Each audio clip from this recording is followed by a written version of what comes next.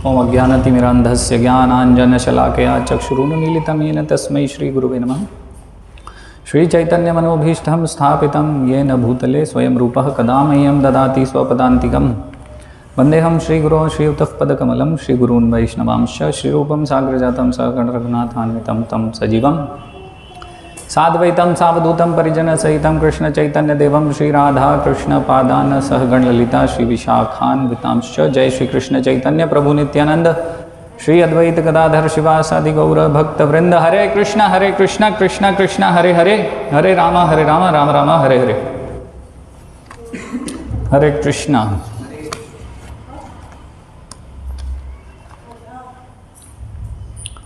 तो आज हम भगवान के धाम के विषय में, गोलोक के विषय में चर्चा करने जा रहे हैं।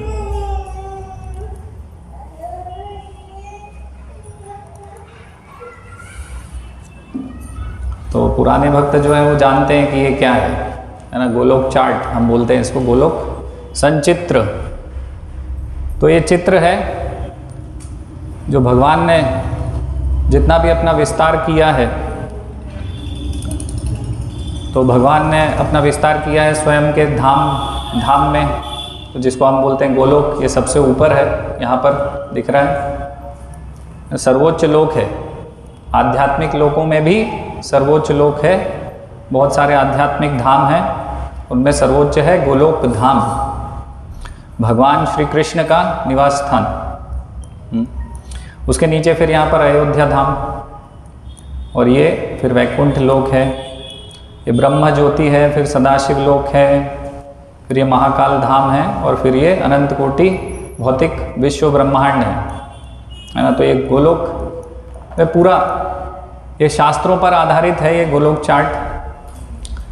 तो इससे हम ये समझेंगे इस सेशन से कि ये हमने इसको ऐसा क्यों बनाया है ना, कि ये भगवान कृष्ण का धाम सबसे ऊपर रखा, हमने क्यों रखा है। तो शास्त्र प्रमाण है, इसलिए हमने भगवान का जो गोलोक धाम है उसको सर्वोपरि ऊपर बताया है। तो यहाँ पर ये लेफ्ट साइड में और राइट साइड में, इधर दोनों जगह लेफ्ट में और राइट में अलग अलग शास्त्रों से श्लोक बताए हुए हैं, है ना। तो शास्त्रों पर आधारित है गोलोक चार्ट। ऐसा नहीं है कि हमें भगवान श्री कृष्ण अच्छे लगते हैं तो हमने क्या किया है, उनको सबसे ऊपर रख दिया है, उनके धाम को सबसे ऊपर रख दिया है ना। तो ये हमारे मन का ज्ञान नहीं है, ये शास्त्रों पर आधारित ज्ञान है। इसलिए ये जो गोलोक चार्ट बनाया है उसके लेफ्ट में राइट में सब लिखे हुए हैं, ब्रह्म संहिता के श्लोक लिखे हुए हैं, बृहद भागवतामृत, थोड़ा सा और वॉइस कम करना पड़ेगा, बृहद भागवतामृत, लघु भागवतामृत, श्रीमद् भागवतम, चैतन्य चरितामृत, और श्रील प्रभुपाद ने जो अपने शास्त्र लिखे हैं उसमें जो परपट तात्पर्य लिखे हैं, तो उनमें उनसे ही आधारित ये गोलोक चार्ट है। तो ये गोलोक चार्ट बनाने का उद्देश्य क्या है, हम क्यों ये गोलोक चार्ट बना रहे हैं, इसके माध्यम से प्रचार कर रहे हैं, तो क्या कारण हो सकता है।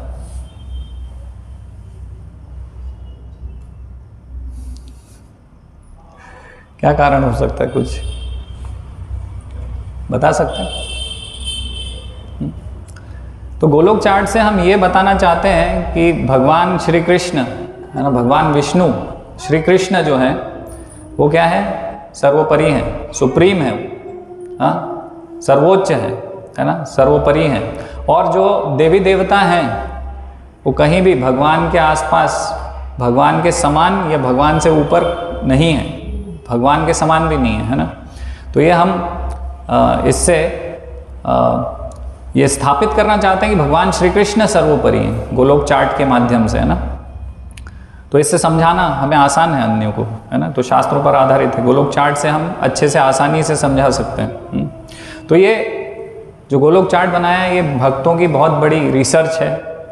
तो बहुत सारे भक्त हैं जिन्होंने इसमें कार्य किया है, रिसर्च किया है और इसको बनाया है। तो उनमें से बहुत सारे डिवोटीज़ हैं, जैसे कि गोपी प्राणाधन प्रभु हैं, तो उनका ट्रांसलेशन है बृहद भागवतामृत पर। और कुशकरत प्रभु और भानु महाराज हैं। तो इन्होंने जीव गोस्वामी और भक्ति विनोद ठाकुर, श्रील भक्ति विनोद ठाकुर, इन दोनों का जो ब्रह्म संहिता का टीका है उसके आधार पर इसको बनाया है। उसका उन्होंने ट्रांसलेशन किया है और उसके आधार पर इसको बनाया है। और दानवीर महाराज है ना, जो 14 प्लानिटरी सिस्टम्स हैं, जो 14 भुवन 14 लोक हैं अलग अलग इस भौतिक जगत के, तो उन्होंने बहुत उस पर रिसर्च किया, स्टडी किया है, तो उनके रिसर्च को इसमें डाला गया है। तो ये भक्तों के माध्यम से, भक्तों की कृपा से हमें ये गोलोक चार्ट प्राप्त हुआ है। और आज का जो लेक्चर है और ये जो लेक्चर सीरीज़ है, तो ये गोकुल चंद्र प्रभु जो सेलम मंदिर में हैं, मंदिर अध्यक्ष हैं, उनके लेक्चर्स पर ये आधारित है। तो उन्होंने भी इसमें योगदान दिया है। तो इन सब भक्तों की कृपा से हमें ये सीधा सीधा गोलोक चार्ट मिल गया है समझने के लिए। और सर्वप्रथम हम श्रील प्रभुपाद को प्रणाम करते हैं कि हम जो भी यहाँ पर चर्चा कर रहे हैं वो सब गुरु शिष्य परंपरा पर उसी लाइन में हो। श्रील प्रभुपाद की जय। तो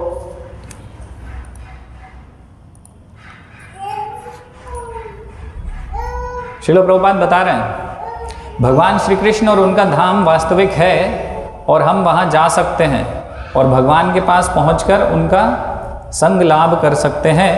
यह एक तथ्य है। आध्यात्मिक जीवन का अर्थ है भगवान का संग प्राप्त करना और सच्चिदानंद जीवन व्यतीत करना। इस शाश्वत संग का अर्थ है श्री कृष्ण के साथ क्रीड़ा करना, उनके साथ नृत्य करना एवं उनसे प्रेम करना, अथवा श्री कृष्ण आपके पुत्र बन सकते हैं जैसा आप चाहें। तो भगवान के धाम पहुंच सकते हैं हम। भगवान का धाम शाश्वत है और वहाँ पर आनंदमयी जीवन है और भगवान आपके पुत्र भी बन सकते हैं जैसा आप चाहें, है ना। अलग अलग रस में भगवान आदान प्रदान कर रहे हैं। तो यहाँ ये बता रहे हैं श्रील प्रभुपाद। तो हम ये भगवान के धाम के विषय में क्यों पढ़ रहे हैं या क्यों जानना चाह रहे हैं? किसी का कोई विचार है इसमें? क्यों जानना चाह रहे हैं भगवान के धाम के विषय में?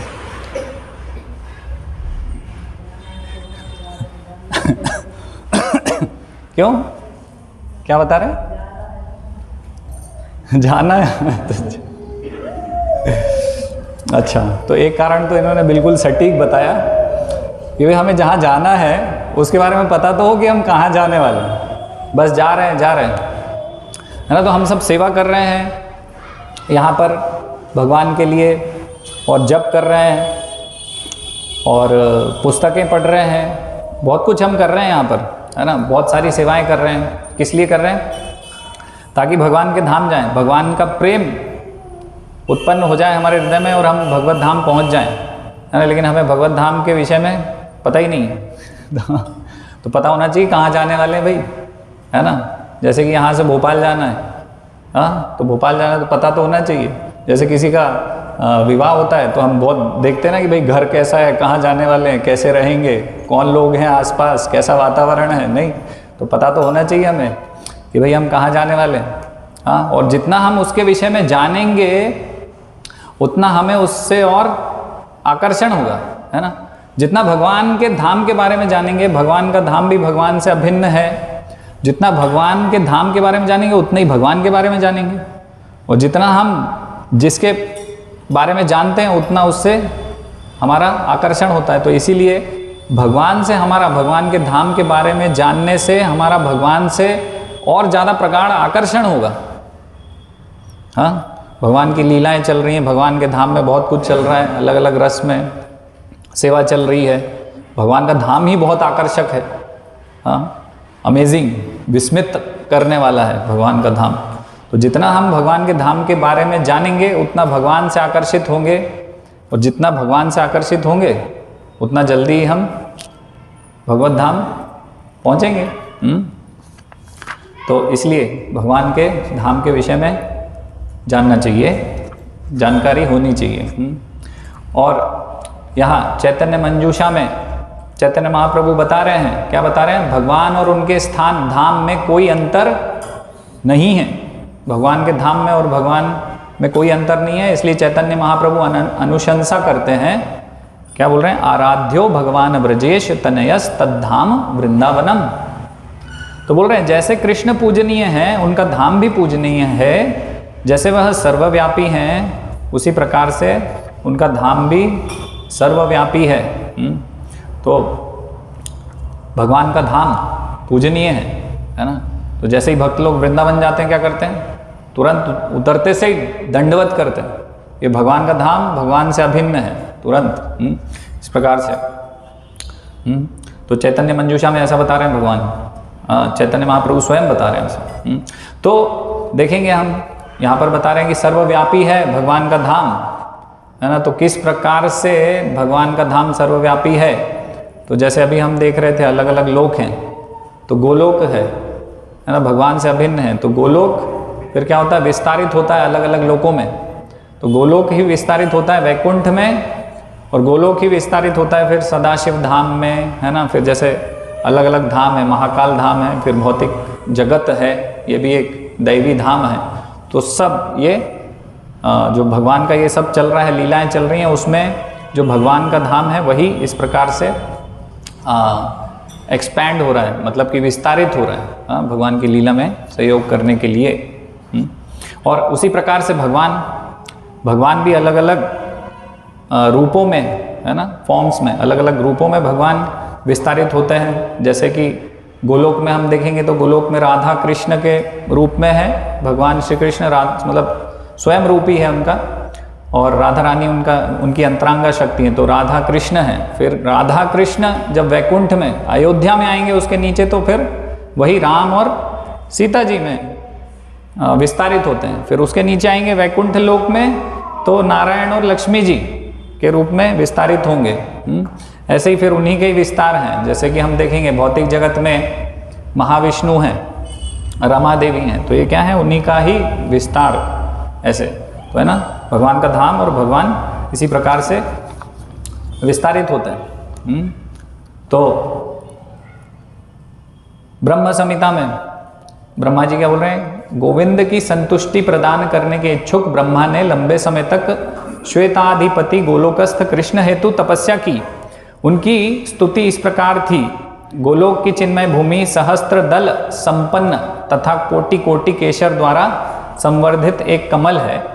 उसकी कर्णिका के बीच एक विशाल दिव्य आसन विद्यमान है, जिस पर नित्य चिदानंदमय ज्योति रूप श्री कृष्ण विराजमान होकर अपने मुख कमल से शब्द ब्रह्मई वंशी बजा रहे हैं। वे अपनी प्रेयसी गोपियों, उनके अपने अपने अंशों एवं विस्तारों एवं अपनी भौतिक गुणमयी बहिरांगा शक्ति जो कि बाहर रहती है द्वारा पूजित होते हैं। तो ये ब्रह्म संहिता का 26वां श्लोक है, उसका ये अनुवाद है। तो यहाँ पता चल रहा है कि भगवान का जो धाम है किस प्रकार का है, तो एक कमल के समान है ना। यहाँ बता रहे हैं कि ब्रह्मा जी ने क्या किया? मेडिटेशन, ध्यान लगाया। फिर ब्रह्मा जी ने ये बताया कि किस प्रकार का है भगवान का धाम, एक कमल के समान है। जैसे आगे हम देखेंगे, वो बता रहे हैं सहस्त्र पत्र कमलम गोकुलाख्यम महत्पदम, इस प्रकार से बता रहे हैं कि कैसा है वो धाम।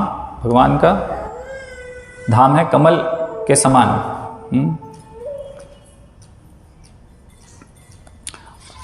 तो भगवान के अनेक अनेक रूप हैं और भगवान के अनेक अनेक धाम हैं, है ना। जैसे हम बोल रहे हैं वैकुंठ है, अयोध्या है, गोलोक है ना। तो अलग अलग रूप हैं और अलग अलग धाम हैं। तो ऐसा क्यों है? क्या कारण है इसके पीछे? भगवान के अलग अलग रूप हैं और भगवान के अलग अलग धाम हैं। फॉर्म्स हैं भगवान के, अंग्रेजी में लिखा है यहाँ, बीच बीच में अंग्रेजी आ जाएगी। और भगवान के अबोर्ड्स यानी कि धाम है बहुत सारे। तो ऐसा क्यों है? क्या कारण है उसके पीछे? हाँ, लीला करते हैं, तो अलग अलग रूप में अलग अलग लीला कर रहे हैं। लेकिन क्यों कर रहे हैं?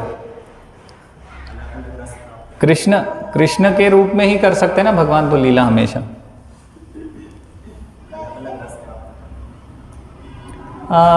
कृष्ण है जैसे, तो कृष्ण पांचों रस में रसास्वादन करते हैं अपने भक्तों के साथ, तो काफ़ी था वो। फिर वो नारायण क्यों बन रहे हैं?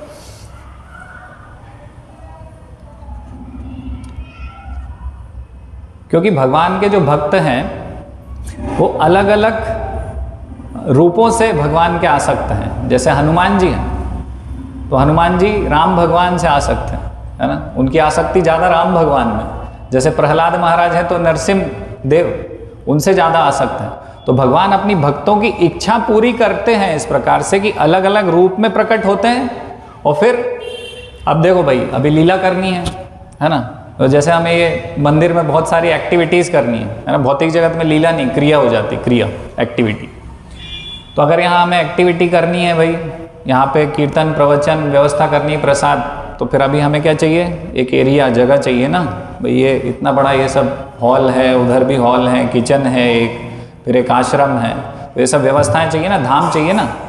तो भगवान अपने भक्तों के साथ आदान प्रदान करेंगे और अलग अलग भक्तों की अलग अलग इच्छा है, अलग अलग आसक्ति है कि भगवान के साथ इस प्रकार से, जैसे राम भगवान मर्यादा पुरुषोत्तम रूप में उनके साथ में ज़्यादा आसक्त हूँ और उनके साथ में उनके धाम में निवास करके उनकी सेवा करना चाहता हूँ इस प्रकार से। तो भगवान का फिर वैसे वैसे धाम भी चाहिए, है ना, वैसा रूप भी चाहिए, वैसा धाम भी चाहिए। तो भगवान अपने भक्तों की इच्छा पूरी करने के लिए ये सब करते हैं। तो ये श्रीमद् भागवतम का श्लोक है 3-9-11। क्या बता रहे हैं इसमें, त्वम भक्ति योग परिभाविता हृत सरोज आस्य श्रुतेक्षित पथो। ये श्रुतेक्षित भगवान का एक नाम है, हमने बहुत सुना है ना। तो ये श्लोक में बता रहे हैं श्रुतेक्षित, हाँ, जिनको सुनकर देखा जाता है। भगवान को कैसे देखते हैं, कानों से सुन के भगवान के विषय में, भगवान को देखते मतलब ऐसे आंखों से, जड़ आंखों से नहीं देखते हैं। भगवान को कैसे देखते हैं, कानों से सुन के भगवान को देखते हैं ना। श्रुतेक्षित पथो ननुनाथ पुंसाम यद्यद्यात उरुगाय विभावयन्ति तत्तद वपुः प्रणयसे सदनुग्रहाय। हे प्रभु, आपके भक्तगण प्रामाणिक श्रवण विधि द्वारा कानों के माध्यम से आपको देख सकते हैं और इस तरह उनके हृदय विमल हो जाते हैं तथा आप वहाँ पर अपना स्थान ग्रहण कर लेते हैं। आप अपने भक्तों पर इतने दयालु हैं कि आप अपने को उस आध्यात्म के विशेष नित्य रूप में प्रकट करते हैं जिसमें वे सदैव आपका चिंतन करते हैं, है ना। ये श्लोक से पता चल रहा है कि जैसा जैसा भक्त हमेशा क्या बोलते हैं वो, हृदयेषु विलोकयन्ति संत सदैव हृदयेषु विलोकयन्ति। जिस जिस रूप में हम हृदय में भगवान का स्मरण चिंतन करते रहेंगे वैसे वैसे रूप में भगवान हमारे ऊपर कृपा करेंगे, हमारे साथ उस रूप में भगवान आदान प्रदान करते हैं, है ना। तो आध्यात्मिक जगत के बारे में, भगवान के लोक के विषय में प्रभुपाद क्या बता रहे हैं, आध्यात्मिक दुनिया, इतने सारे ग्रह भी हैं, मतलब आध्यात्मिक दुनिया में भी इतने सारे ग्रह हैं जैसे इस भौतिक दुनिया में हमारे पास हैं, है ना। आकाश के पार एक और आध्यात्मिक आकाश है, वह जानकारी भगवत गीता में है। परस्तस्मात् तु भाव अन्य, थोड़ी स्पेलिंग मिस्टेक है यहाँ पर, व्यक्तो व्यक्तात् सनातनः। एक और आकाश है जो शाश्वत है, वह इस व्यक्त और अव्यक्त भौतिक ब्रह्मांडीय दुनिया से परे है। तो उस दुनिया में कुछ भी नहीं समाप्त होता, मतलब कि शाश्वत है, सब कुछ स्थायी है, शाश्वत है, जीव शाश्वत है और कृष्ण भी शाश्वत है और उनका निवास वैकुंठ धाम या गोलोक वृंदावन धाम वह भी शाश्वत है।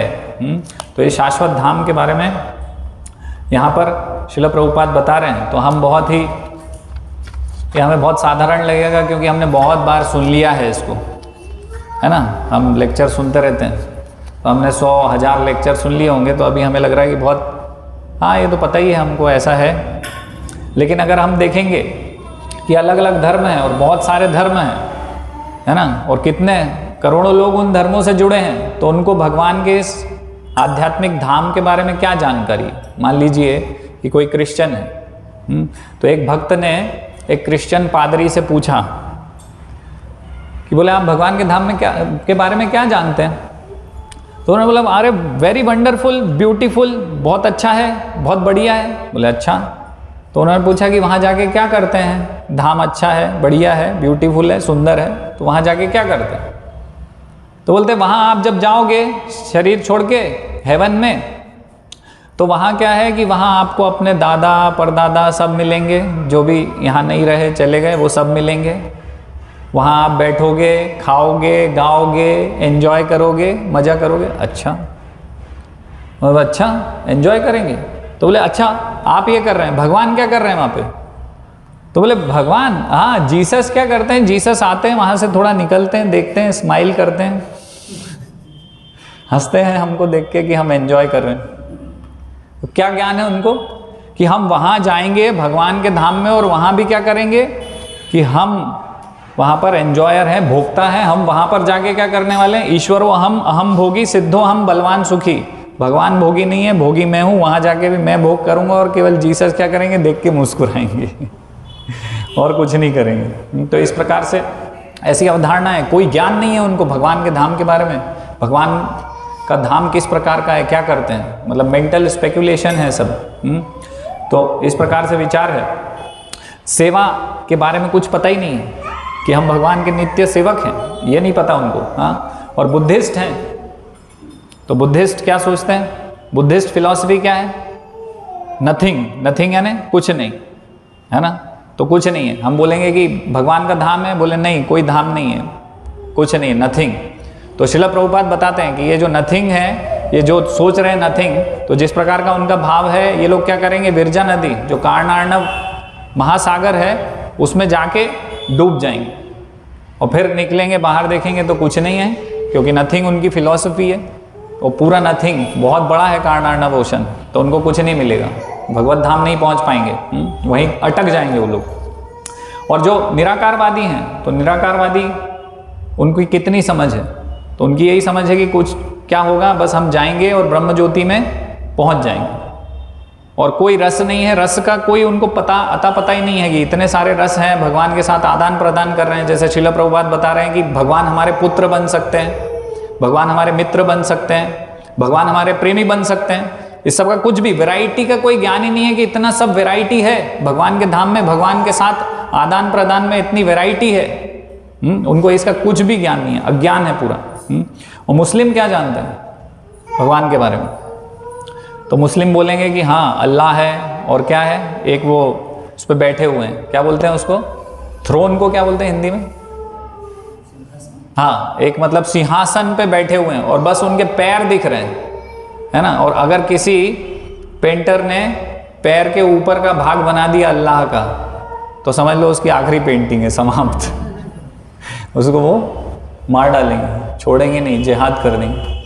तो इस प्रकार से कुछ ज्ञान नहीं है किसी को। ये बहुत महत्वपूर्ण, वैल्यूबल, मूल्यवान ज्ञान है जो हमको मिल रहा है सीधा सीधा। श्रील प्रभुपाद बता रहे हैं, है ना, कि भगवान के साथ हम अलग अलग प्रकार से आदान प्रदान कर सकते हैं। इस प्रकार से स्थायी लोक है भगवान का, सनातन धाम है। तो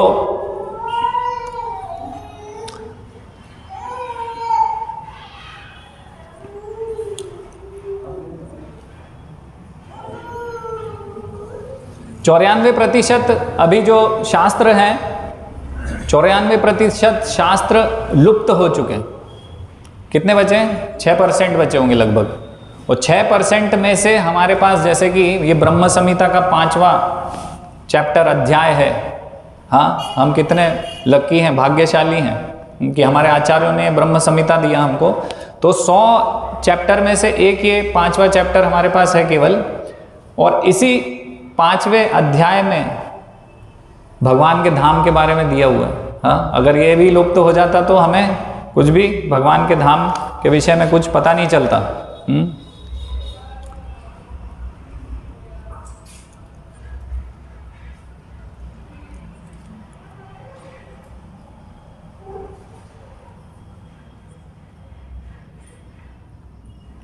तो जो ये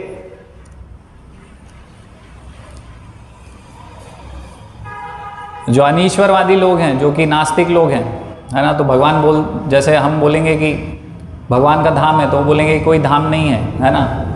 और हम बोलेंगे, वो बोलेंगे कि भाई यही जो है, यही सब कुछ है, यही सब कुछ है जो सामने दिख रहा है। और ये देखो तुम्हारा, अगर तुम बोल रहे हो कि भगवान है, तो भगवान है, तो भगवान ने इतना खराब जगत क्यों बनाया, इधर जन्म मृत्यु हो रही है, सब मर रहे हैं, कष्ट भोग रहे हैं, लड़ाई झगड़ा हो रहा है, मन मुटाव हो रहा है, 2 देश आपस में लड़ रहे हैं, बन नहीं रही है, इस प्रकार से है।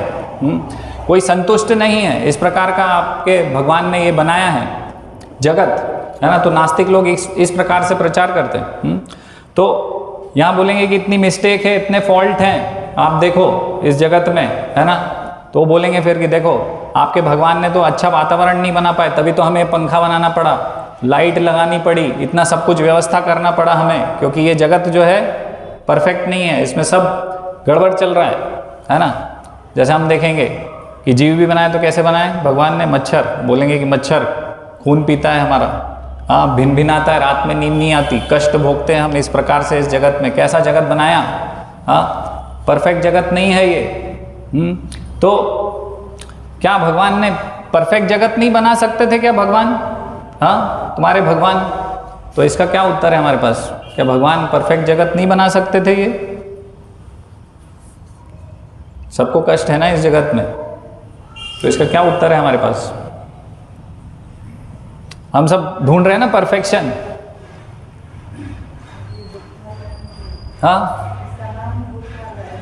हाँ, ये दुखालय है, अशाश्वतम है, शाश्वत नहीं है। तो ऐसा जगत क्यों बनाया भगवान ने?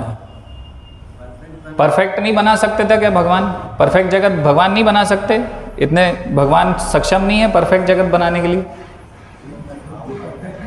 हाँ, नहीं, लेकिन भगवान स्वयं बोल रहे हैं कि ये परफेक्ट नहीं है, यहाँ पे जन्म मृत्यु जरा व्याधि है। हाँ, तो इसका उत्तर यही है जो अभी हम समझने की कोशिश कर रहे हैं ना। उत्तर ये है कि ये परफेक्ट जगत नहीं है। भगवान ने तो बता दिया है कि परफेक्ट जगत नहीं है। परफेक्ट जगत क्या है? भगवान का धाम है, गोलोक वृंदावन है, वैकुंठ लोक है, वो परफेक्ट जगत है। यहाँ परफेक्शन ढूंढने की आवश्यकता नहीं है ना। सब लोग विचार करते हैं कि इस जगत में परफेक्ट वाइफ होनी चाहिए, परफेक्ट हस्बैंड होना चाहिए, सब कुछ एकदम अच्छे से चलना चाहिए, है ना, कोई किसी को परेशान नहीं करे, है ना, कोई इस प्रकार से एक दूसरे से सब अच्छे से रहें। अगर ये सब हम चाहते हैं तो क्या करना होगा हमको? भगवान के धाम जाना पड़ेगा। ये जो लोक है ये परफेक्ट नहीं है। ये जो जगत है ये कैसा है? ये तो जेल है, दुर्गा देवी का जगत है ये। तो दुर्गा देवी के जगत में कष्ट भोग रहे हैं हम। तो भगवान का धाम कैसा है? भगवान के धाम में कोई दुख नहीं है, आनंद ही आनंद है ना। आनंद से भरपूर है भगवान का धाम और सर्वोच्च धाम है ना। तो अभी हमने देखा था कि ये जो गोलोक चार्ट है, इसमें ये जो गोलोक है ये सर्वोच्च, सबसे ऊपर हमने इसको रखा है।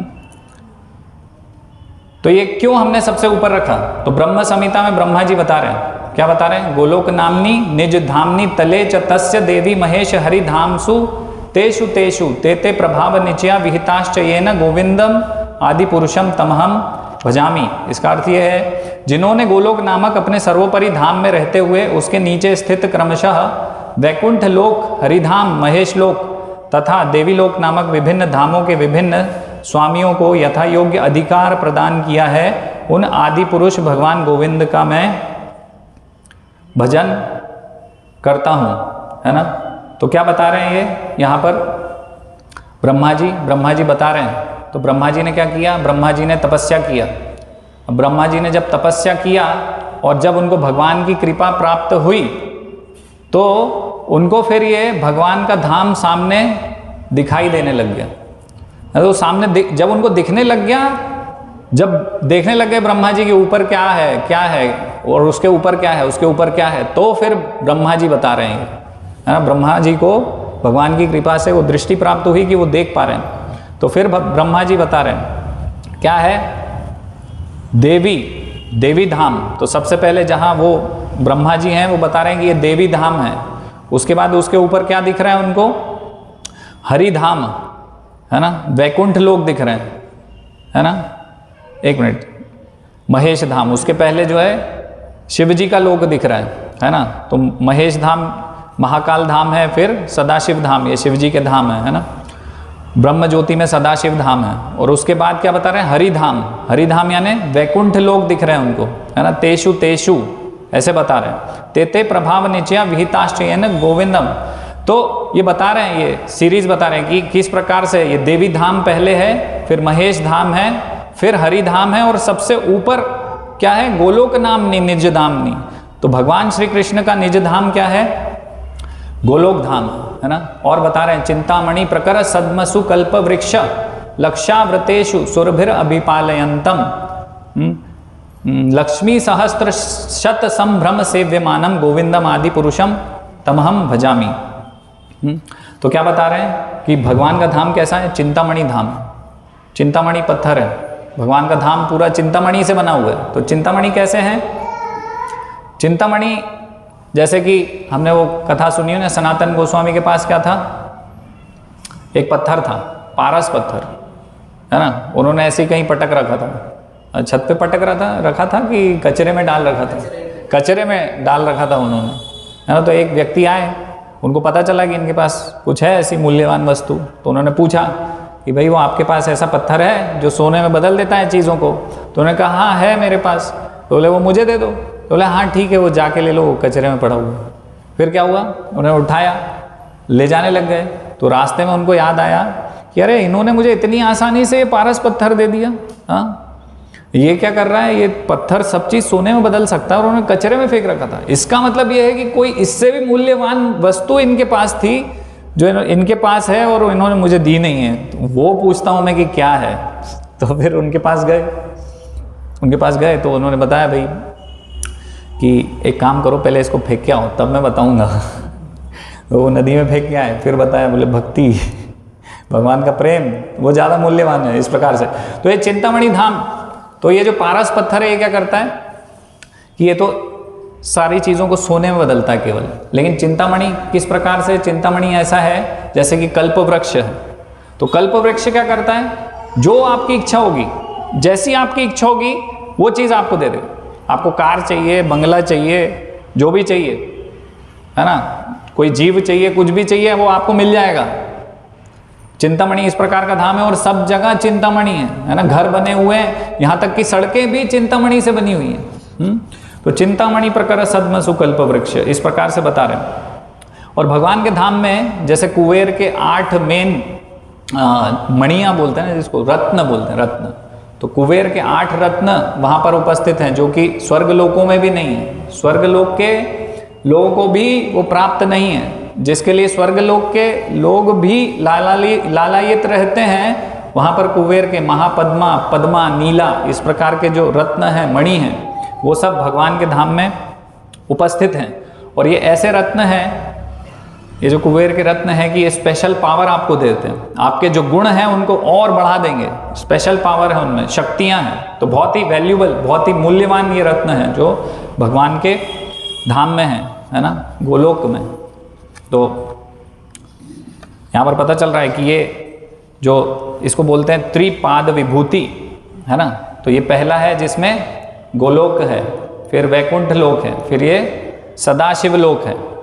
तो ये क्या? त्रिपाद यानी 3/4, 3/4 हिस्सा है ये। आध्यात्मिक लोक जो है, ये भौतिक विश्व ब्रह्मांड क्या है? 1 पाद विभूति, यानी कि 1/4 हिस्सा है। और ये त्रिपाद विभूति है ना। तो ये सदाशिव लोक है, फिर वैकुंठ लोक है, फिर गोलोक है। इसको बोलते हैं त्रिपाद विभूति। 3/4 भाग है ये, है ना। ये पूरे जो आध्यात्मिक आकाश है और ये जो भौतिक जगत है, इसको मिला के। तो अभी देखो, हमने गोलोक चार्ट में क्या किया कि सबसे ऊपर रख दिया है गोलोक वृंदावन को, फिर रखा है वैकुंठ को, और फिर यहाँ ब्रह्म ज्योति उससे नीचे, जहाँ मतलब स्टार्ट हो रहा है ना जो आध्यात्मिक जगत का, वो हमने ब्रह्म ज्योति सबसे नीचे रखा है। तो अन्य संप्रदाय वाले क्या बोलते हैं कि तुम बस एक श्लोक के ऊपर अटक गए हो, तुमने बस ये पढ़ लिया है, ब्रह्म संहिता का एक श्लोक है, गोलोक नामनी निज धामनी तले च तस्य देवी महेश हरिधाम सु तेषु तेषु, बस, और तुमने वहाँ रख दिया, है ना। लेकिन क्या है, हम भी जीव गोस्वामी के गुरु शिष्य परंपरा में आते हैं, जो कि बहुत ही मतलब बहुत ज़्यादा विद्वान, उनके बारे में क्या बताएं। तो जीव गोस्वामी ने हमें बहुत सारे उदाहरण दिए हैं कि कहाँ कहाँ ये शास्त्रों में अन्य जगह वर्णित है कि गोलोक धाम है, और ये सर्वोपरि है, इस प्रकार से बताया हुआ है। तो जैसे कि ऋग्वेद है, तो ऋग्वेद में बताया हुआ है। तो ऋग्वेद में बताया 194:6 ये श्लोक है ऋग्वेद का, है ना।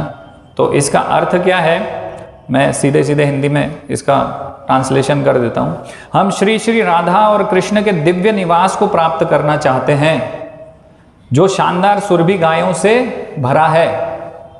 क्या क्लियर कट बताया है कि राधा और कृष्ण का दिव्य निवास है और सुरभि गायों से भरा है। ये डिटेल पूरी दी है ऋग्वेद में। असीमित वैकुंठ ग्रह भगवान कृष्ण का वास है।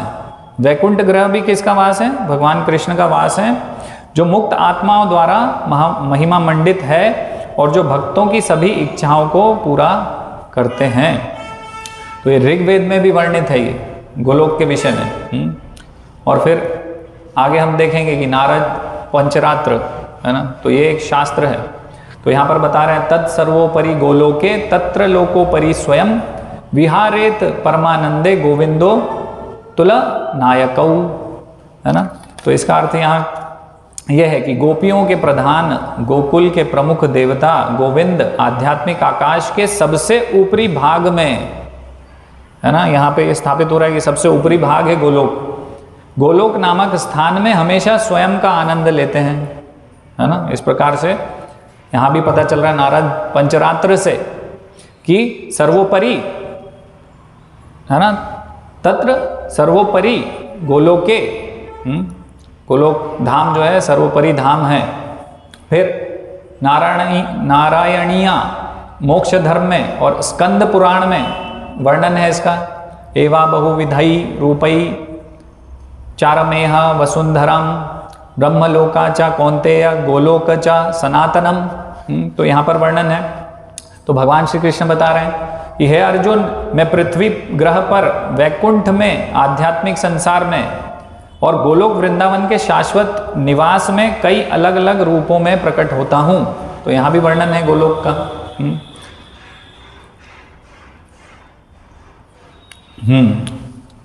तो ये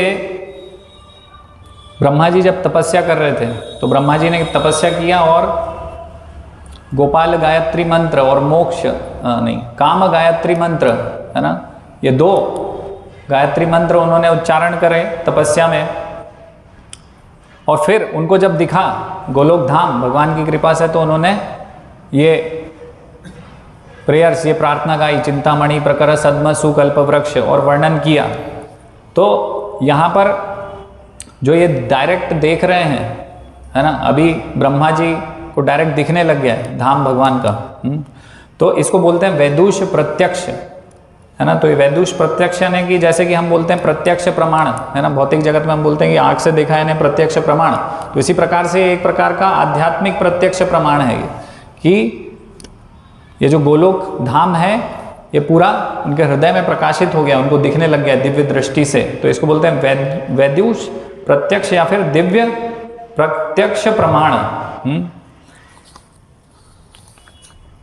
तो और अन्य शास्त्र में ब्रह्म वैवर्त पुराण में विष्णु जी बता रहे हैं ये देवी देवताओं को। तो बता रहे हैं कि मैं गोलोक में 2 द्विभुज रूप में प्रकट होता हूँ, है ना। यहाँ बता रहे हैं गोलोक में मैं द्विभुज रूप में, कृष्ण रूप में राधा जी के साथ और अन्य गोपियों के साथ प्रकट होता हूँ। तो ये विष्णु जी बता रहे हैं कि वो गोलोक में द्विभुज कृष्ण रूप में है। और यहाँ पर मतलब कि वैकुंठ लोक में बता रहे हैं कि मैं कमला और अन्य अटेंडेंट्स यानी परिचारिकाओं के साथ यहाँ पर निवास करता हूँ। तो वहाँ इस ब्रह्म वैवर्त पुराण में गोलोक का वर्णन है ना, कि वहाँ इस प्रकार से निवास करते हैं, है ना। तो ब्रह्म वैवर्त पुराण में ये जो वर्णन आया कि विष्णु जी बता रहे हैं अन्य देवी देवताओं को, तो एक इस प्रकार से आया कि एक बार क्या हुआ कि ब्रह्मा जी के पास सारे देवी देवता पहुँचे कि भाई आपका जो धाम है बहुत ही सुंदर धाम, बहुत अद्भुत धाम है ना, तो आपका धाम देखना है, तो आपका धाम दिखाइए कैसा है। तो सारे देवी देवताओं को ब्रह्मा जी ने बोला कि भाई ये धाम तो मेरा कुछ भी नहीं है, ये तो ऐसा ही है। जबकि ब्रह्मा जी का धाम कैसा है? ब्रह्मा जी का धाम अपने आप कलर बदल जाते हैं, उसमें अपने आप नया नया नित्य प्रतिदिन नया उसका शेप हो जाएगा, साइज अलग अलग बदल लेगा, अपने आप ही बदल लेते हैं। तो ब्रह्मा जी का धाम ऐसा है। तो ब्रह्मा जी फिर भी बोल रहे हैं कि मेरा धाम तो कुछ भी नहीं है, आप शिव जी के धाम चलिए। शिव जी का धाम दिखाता हूँ मैं आपको, कितना सुंदर है, इससे भी सुंदर है। तो हम सोच रहे होंगे कि शिव जी का धाम तो शमशान में बैठे होंगे, इस प्रकार से नहीं है। मतलब हिमालय पे शिव जी है, वो नेचुरल है ना, तो प्राकृतिक है लेकिन बहुत सुंदर है। तो ब्रह्मा जी बोल रहे हैं ये कुछ भी नहीं है, आप चलो शिव जी का धाम देखो। तो शिव जी के धाम ले गए। तो शिव जी का धाम ले गए तो शिव जी के धाम में पहुँचे तो उन्होंने देखा, अरे ये तो उससे भी सुंदर है, उससे भी बढ़िया है। सब विस्मित हो गए, बोले ये तो उससे भी बढ़िया है। तो शिव जी से पूछा, अरे आपका धाम तो बहुत बढ़िया है। तो शिव जी बोले ये कुछ भी नहीं, अभी तुम एक काम करो, विष्णु जी के धाम चलो। तो फिर क्या हुआ, सब मिलके विष्णु जी के धाम गए। तो विष्णु जी के धाम गए, वो उससे भी अच्छा था और अमेजिंग है ना, एकदम उससे भी बढ़िया। तो वहाँ गए तो विष्णु जी बोले कि भाई ये मेरा धाम कुछ भी नहीं है, आप मेरे साथ चलो, अभी गोलोक देखते हैं कैसा धाम है ये, भगवान कृष्ण का धाम है, चलो उससे भी अच्छा है, सबसे अच्छा वो है। तो वहाँ ले गए उनको। तो जब वहाँ ले गए उनको तो वहाँ पहुँचे तो वहाँ पर गेट कीपर थे। हाँ, तो 2 गेट कीपर खड़े थे, उन्होंने रोक लिया। कौन थे गेट कीपर? जय विजय तो वैकुंठ में गूगली होगी। तो वहाँ पे गोप बालक है, 2 गोप बालक है, साधारण गोप बालक है, उनके पास कोई अस्त्र शस्त्र नहीं है। क्या है, गाय चराते ना, तो डंडे हैं 2 उनके पास, दोनों के पास एक एक डंडा है। तो उससे रोक रहे हैं देवी देवताओं को कि रुक जाओ यहीं पे। हाँ, तो रुक गए देवी देवता। तो देवी देवता रुक गए, क्यों? भयभीत हो गए देवी देवता। हाँ, वो इसलिए रुक गए क्योंकि उनको पहले से ही अनुभव है कि ये जो गोप बालक हैं दिख साधारण रहे, है ना, इनसे भिड़ना नहीं है, इनसे लड़ाई करके जीत नहीं पाएंगे। तो एक बार क्या हुआ था, एक बार युधिष्ठिर महाराज, तो युधिष्ठिर महाराज ने अपना इंद्रप्रस्थ में वो अपना असेंबली हाउस, क्या बोलते हैं, सभागृह बनाते ना, तो सभागृह बनाने का विचार किया कि इंद्रप्रस्थ में सभागृह कैसा बनाया जाए। तो उन्होंने पता किया भाई कि कैसा सभागृह बनना चाहिए। तो फिर क्या हुआ कि नारद मुनि से उन्होंने पूछा। तो नारद मुनि ने बताया कि भाई इनका ये जो यमराज है इनका ऐसा है, बहुत सुंदर है, असेंबली हाउस जो सभागृह है बहुत सुंदर है, और जो इंद्र हैं उनका ऐसा है, उससे भी अच्छा है। फिर बोले ब्रह्मा जी का उससे भी अच्छा है। इस प्रकार चर्चा चल रही थी।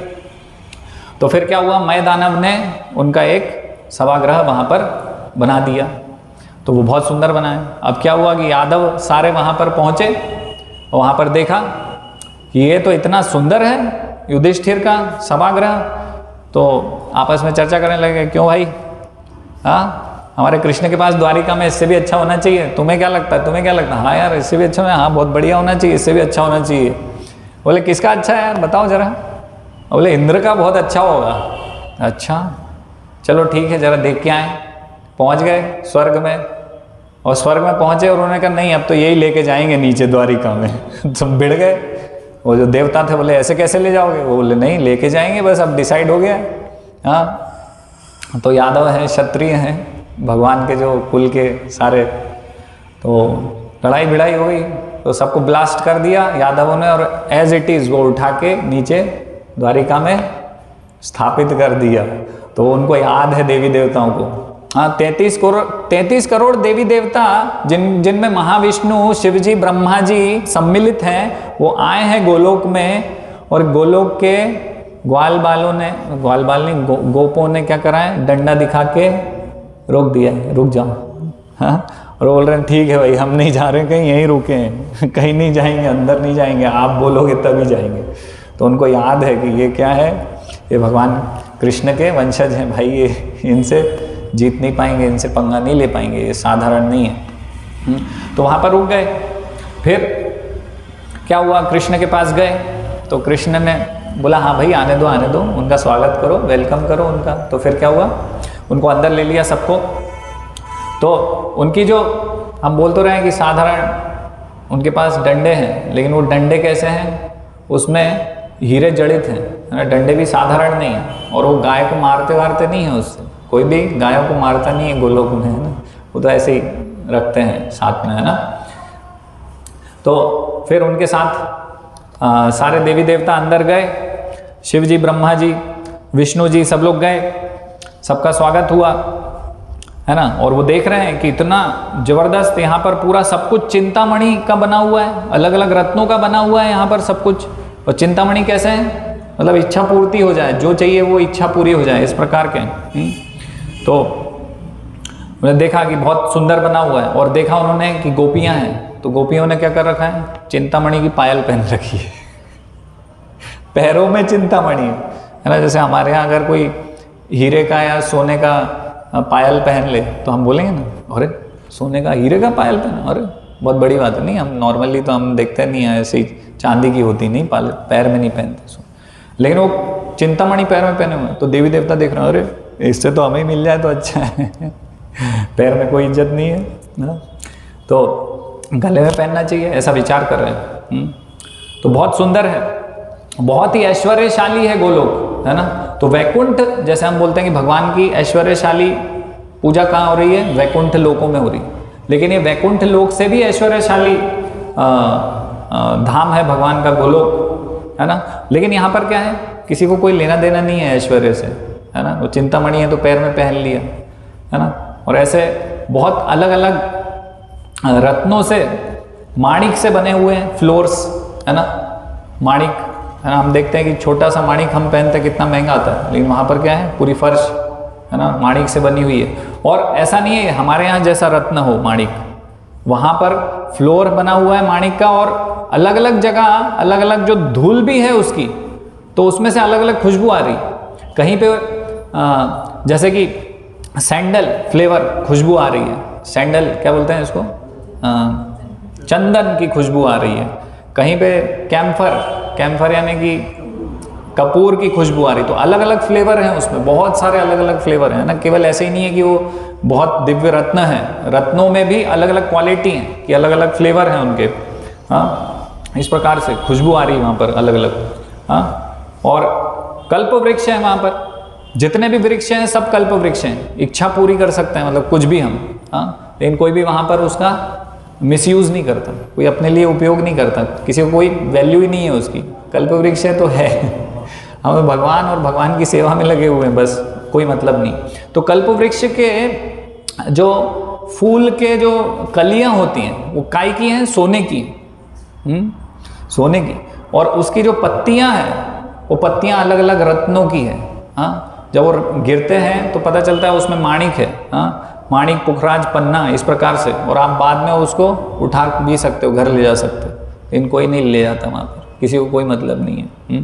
लेकिन यहाँ पर ये पता चल रहा है कि ये जो वैकुंठ लोक हैं या स्वर्ग लोक हैं, ये इनसे भी ऐश्वर्यशाली है गोलोक, लेकिन किसी को कुछ पड़ी नहीं है। हम देखते हैं कि कृष्ण भी कैसे हैं, तो मुकुट पहनेंगे तो काय का पहनेंगे, फूलों का, जंगल से कुछ फूल लाए हैं और उनके मित्रों ने बना दिया, किसी ने बना दिया, वो पहन लिया।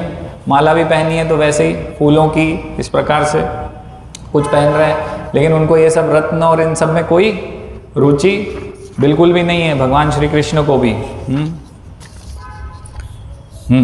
तो बाद में जब ये सब घूम रहे हैं, देख रहे हैं देवी देवता, तो इंद्र बोल रहे हैं, ये बोला, अरे भाई हम तो सोचते थे कि हमारा तो बहुत ऐश्वर्य है, हमारा तो लोग बहुत बढ़िया है, सब बहुत अच्छी व्यवस्थाएं हैं इस प्रकार से, है ना। लेकिन यहाँ तो कुछ भी, यहाँ हम देख रहे हैं तो पता चल रहा है कि हमारा लोग तो कुछ भी नहीं है ना। क्या बोल रहे हैं कि सब हमारा जो विरजा नदी के उस पार है वो सब किस प्रकार से रेगिस्तान जैसा है। हाँ, डेजर्ट और रेत, रेगिस्तान है, कुछ नहीं है वो, है ना। इसके आगे हमारे जो ये गोलोक है, हमारे धाम के कुछ भी ऐश्वर्य कुछ भी नहीं है उसके सामने, कुछ नहीं लगते। और वहाँ की जो गायें हैं, भगवान के धाम में जो गायें हैं, तो वो सेल्फ रियलाइज सोल, आत्म साक्षात्कार प्राप्त जीव होते हैं, जैसे वैसे हैं, है ना। राजा महाराजा के जैसे घराने से होते हैं ना लोग, एरिस्टोक्रेटिक फैमिली, तो वैसे वहाँ पर गायें हैं और बहुत खुश हैं वहाँ पर गायें, बहुत हैप्पी हैं। तो भगवान श्री कृष्ण के पास 4 प्रकार की, 4 अलग अलग कलर की गायें हैं, है ना। एक काले कलर की गाय है, एक नीले कलर की गाय है, एक लाल कलर की गाय है और सफ़ेद कलर की गाय है। तो ये 4 प्रकार की गाय हैं। और ये 4 प्रकार के जो गाय हैं, जैसे कि काली गाय है तो काली गाय की भी 25 वैरायटी है, नीली गाय की भी 25 वैरायटी है, सफ़ेद गाय की भी 25 वैरायटी है। इस प्रकार से 4 गायों की 25 वैरायटी हैं, है ना। हरिशंकर जी को बहुत मजा आ रहा गाय के बारे में सुनने में। तो टोटल कितनी हो गई, 4 × 25, 100 प्रकार की वैरायटी की गाय हैं उनके पास। और फिर एक स्पेशल वैरायटी है, कैसी है, जैसे मृदंग होता है ना एक तरफ से ऐसा थोड़ा लंबा सा, तो मृदंग के सिर वाली, मृदंग जैसे सिर वाली गाय हैं 8 प्रकार की। तो टोटल कितनी हो गई, 108 प्रकार की गाय हैं भगवान श्री कृष्ण के पास और उनके धाम में। और नंद बाबा के पास टोटल कितनी गाय हैं, 9 लाख गाय हैं। कितनी है, 9 लाख, है ना। तो जो ये जो मन से अपने सोचते ना, तो विचार कर लेते हैं कि 9 लखा नाम की एक गाय थी लेकिन टोटल 9 लाख गाय थी, है ना। तो टोटल 108 वैरायटी की गाय हैं। और कृष्ण के पास जपमाला है। अभी हमारे पास भी जपमाला है और उसमें 108 बीड्स होते हैं, है ना, मणि, मतलब उसको क्या बोलते हैं हिंदी में, मनके, 108 मनके वाली हमारे पास जपमाला होती है, जिसमें हम हरे कृष्णा करते रहते हैं। और कृष्ण के पास भी है 108 मणि वाली माला, है ना। और वो क्या करते हैं, 108 प्रकार की गाय का नाम लेते हैं, उस पर उसको काउंट करते हैं, है ना। तो हम कृष्ण की भक्ति कर रहे हैं और कृष्ण को किससे प्रेम है, गायों से प्रेम है कृष्ण को। तो भगवान भी चैंटिंग कर रहे हैं लेकिन गायों के नाम का कर रहे हैं कृष्ण चैंटिंग। तो प्रभुपाद बता रहे हैं कि ये सब हमें भगवान के लोक के विषय में जो जानकारी है ये सब सुनना चाहिए। हाँ, तो इससे क्या होगा, हमारी इच्छा होगी कि हम भगवान के धाम कैसे न कैसे पहुँचे। हाँ, तो ब्रह्म संहिता के दूसरे श्लोक में बता रहे हैं भगवान के धाम के विषय में, सहस्त्र पत्र कमलम गोकुलाख्यम महत्पदम तत्कर्णिकारम तद्धाम तदनंताम संभवम। तो बता रहे हैं इस श्लोक में भगवान श्री कृष्ण की दिव्य लीलाओं हेतु प्रयुक्त आध्यात्मिक धाम का वर्णन किया गया है। श्री कृष्ण का गोकुल नामक सर्वोत्कृष्ट धाम सहस्त्र पंखुड़ी वाले कमल के सदृश है। तो किस प्रकार से भगवान का धाम, सहस्त्र पंखुड़ी वाले कमल के सदृश, है ना, सहस्त्र पत्र कमलम, जिसके बीच में अनेक अनंत पक्ष के एक अंश से खिले कमल के समान कर्णिका ही भगवान श्री कृष्ण का वास्तविक निवास स्थान है। तो ये जो कमल का फूल है, कर्णिका यानी उसका जो सेंटर है, वो सेंटर केंद्र भगवान श्री कृष्ण है उसके। और ये सहस्त्र पत्र कमलम यहाँ पर बता रहे हैं। तो सहस्त्र पत्र, जैसे कि संस्कृत में जब कोई कविता करते हैं तो उसमें लिखते हैं सहस्त्र। तो सहस्त्र का मतलब ये नहीं है कि 1 2 3 100 200 1000 हो गया। यहाँ पे बताया है कि सहस्त्र पत्र कमल है, 1000 पत्तियों पंखुड़ियों वाला कमल है भगवान का धाम। लेकिन उसका मतलब ये है कि अनगिनत पत्तियां हैं उसमें, असीमित है वो, है ना। सहस्त्र का मतलब यहाँ पर संस्कृत में इस प्रकार से है, हमारे आचार्य ये लिख रहे हैं कि सहस्त्र पत्र कमलम यानी कि अनलिमिटेड है वो, है ना। महत्पदम, सबसे ऊपर, सुप्रीम, सर्वोच्च लोक है भगवान का गोलोक वृंदावन। तो चिंतामणि धाम, तो यहाँ पर इस प्रकार से ये गोलोक चार्ट में हम देखते हैं। तो ये सहस्त्र पत्र कमलम, ऐसा नहीं है कि कमल का फूल हमने बना दिया, है ना, वो अपने मन से नहीं बनाया। वो कहाँ से है, यहाँ जो ब्रह्मा जी देख रहे हैं गोलोक को वैदूष प्रत्यक्ष, हाँ, उसके माध्यम से हम ये बता रहे हैं, ब्रह्मा जी जो देख रहे हैं। तो और ये पिंक कलर का बनाया है। तो ये चिंतामणि जो धाम है भगवान का, तो वो भी अपना रंग बदलता रहता है। जैसा जब भगवान का मूड है उसके अनुसार अपने आप को बदलता रहता है, हाँ, अपना कलर बदलता रहता है। तो हम कैसे बताएंगे भगवान के धाम को, तो एक कलर हमने फिक्स किया हमारी तरफ से कि चलो ठीक है, अभी इसको कैसे बताएंगे, पिंक कलर बता दिया है, उसको हमने फिक्स कर दिया, क्योंकि पेंटिंग में तो हम चेंज नहीं कर सकते ना वो केवल कृष्ण और कृष्ण का धाम ही कर सकता है ये सब। तो ये जड़ जगत में ऐसा नहीं कर सकते हम, तो इसलिए पिंक कलर उसको फिक्स कर दिया है। तो ये कलर बदलता रहता है ना। तो ये कलर बदल रहा है और ये जो भगवान का धाम है इस जड़ जगत की तरह नहीं है। ये कैसा है, ये जीवित है, ये चेतन है। भगवान के धाम में कोई भी वस्तु जड़ नहीं है, अचेतन नहीं है। सारी वस्तुएं जो हैं सब चेतन है और सबकी इच्छा है कि भगवान की इच्छा को पूरी करना है। हाँ, तो भगवान के लिए वो अपना कलर बदलेंगे या भगवान की सेवा में जो भी करना है वो करते रहते हैं, बदलते रहते हैं, हाँ, भगवान की सेवा में। तो इसका उदाहरण इस प्रकार से समझ सकते हैं कि जैसे कि भगवान श्री कृष्ण कहाँ रहते हैं? नंदगांव, है ना, नंदगांव में रहते हैं ना, नंद बाबा के घर में। हम गए हैं ना सब, वृंदावन देखा तो है हमने, तो नंदगांव में रहते हैं। अभी नंदगांव से वो चले गैयाओं को लेके, कहाँ पहुंचना है? गोवर्धन पहुंचना है, गोवर्धन पर्वत, और वहाँ गैया चराना है। कितना दूर है? 20 किलोमीटर तो है ना, 20 किलोमीटर हो गए, ठीक है। अभी पैदल गए हैं और गायों को लेके, पता नहीं कितनी गायें हैं, लाखों, उनको लेके गए। अब 20 किलोमीटर चलना है सबको लेके। फिर उसके बाद प्यास लग गई गैयाओं को, हाँ, घास वास तो खा ली, अभी प्यास लगी, अब क्या करना है? तो यमुना के तट पे पहुंचना है। फिर से वहाँ से वृंदावन कितनी दूर है? 15 किलोमीटर तो होगा, और तो मान लो 35 किलोमीटर के आसपास हो गया। अब फिर वहाँ से वापस गैया चराने कहाँ जाना है? गोवर्धन। फिर वहाँ से शाम को कहाँ जाना है? नंदगांव। कितना किलोमीटर हो गया? 35 × 2, लगभग 70 किलोमीटर। और गैया चराना और सब घुमाना इधर उधर, मान लो 100 किलोमीटर। तो 100 किलोमीटर जाना और 100 किलोमीटर वापस आना। अभी तो क्या है, कारवार है हमारे पास सब, है ना, और गैयाएँ भी नहीं है। हम 100 किलोमीटर दूर जाते हैं और वापस आते हैं तो पूरा दिन भर चला जाता है हमारा। हाँ, तो पैदल जा रहे हैं और इतनी सारी गैयाओं को लेके जा रहे हैं भगवान, और पैदल होके भी आ गए सुबह से लेके शाम तक, है ना। कैसे संभव है ये? संभव है क्या? अगर हम ये काम खुद करें तो संभव होगा हमारे लिए? नहीं होगा। तो भगवान का जो धाम है वो भगवान के हृदय को समझता है, भगवान की सेवा में उपस्थित है। तो ये जो कमल का फूल है, जब भगवान को नंदगांव से जाना होता है गोवर्धन, तो क्या करता है? सिकुड़ जाएगा। तो पत्तियां दोनों क्या हो गई? आसपास आ गई। तो क्या होगा? भगवान एक कदम आगे बढ़ाएंगे और तुरंत गोवर्धन में अगले ही क्षण, हाँ। और भगवान की इच्छा हुई कि अभी सब गैयाओं को क्या करना है? पानी पिलाना है। तो ये जो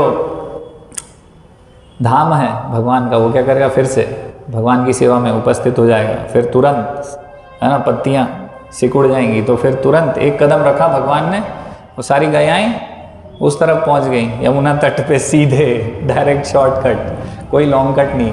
भगवान की इच्छा है, भगवान को लॉन्ग कट लेना है तो लेंगे, और अगर शॉर्टकट लेना है तो वो पता है भगवान का धाम, उसको पता है कि अभी भगवान को क्या आवश्यकता है, क्या सेवा चाहिए मुझसे, वो तत्पर है, हाँ। तो इसलिए उसको पता है अभी क्या करना है, शॉर्टकट मारना है, लॉन्ग कट मारना है, क्या करना है। तो इस प्रकार से, तो हाँ, इसको ऐसा भी नहीं समझना है जैसे कि वो तो फूल है और फिर फूल है तो उबड़ खाबड़ होगा, कहीं इधर से उधर जा रहे हैं, ऐसे हो रहा है, ऐसा नहीं है। वो देखने में आपको ऐसा नहीं लगेगा कि फूल सिकुड़ गया है और अभी फैल गया है, पंखुड़ियाँ ऐसी हो गई फिर बाहर हो गई, ऐसा नहीं दिखेगा कुछ, सब नॉर्मल दिखेगा। अब ऐसे ही दिखेगा सब धाम, लेकिन भगवान एक कदम आगे बढ़ा के कहाँ पहुँच जाएंगे? गोवर्धन। गोवर्धन से यमुना तट पे, यमुना तट से गोवर्धन, गोवर्धन से वापस घर में सीधे, है ना। तो भगवान का धाम इस प्रकार से है, चिंतामणि धाम। तो जो भी चाहिए भगवान की सेवा में, वो भगवान का धाम जो कि चेतन है, तो उसको पता है। तो इस प्रकार से सब कुछ भगवान की प्रसन्नता के लिए, तुष्टि के लिए होता है गोलोक में। और सब कुछ जीवित वस्तुएं हैं, कोई भी मृत प्राय नहीं है, है ना। सब चिंतामणि धाम में, सब भगवान के धाम में, गोलोक में सब जीवित हैं, है ना। तो एक मंदिर में, जैसे हमारे यहाँ आते हैं ना बाहर से भक्त, तो एक सीनियर डिवोटी किसी मंदिर में गए तो भक्त ने पूछा कि आप क्या खाएंगे? तो उन्होंने बोला मैंगोज, आई लाइक मैंगोज, मुझे आम अच्छे लगते हैं। तो फिर अच्छा, तो आम तो अभी कहाँ से लाएं महाराज, अभी तो मार्च चल रहा है, मई में आते हैं आम तो। बोले लेकिन गोलोक में ऐसा नहीं है, गोलोक में आप जब भी बोलोगे मैंगो ट्री को, मतलब बोलोगे तो वृक्ष जो है आपको, आम का पेड़ आम दे देगा तुरंत भगवान की सेवा में। इस प्रकार से है गोलोक में, है ना। ऐसा नहीं होता कि अभी सीजन के लिए वेट करना है, भगवान की सेवा में जो भी चाहिए वो मिल जाता है। अच्छा, इसी कारण से क्या होता है, भगवान अपने सखाओं के साथ खेलते हैं।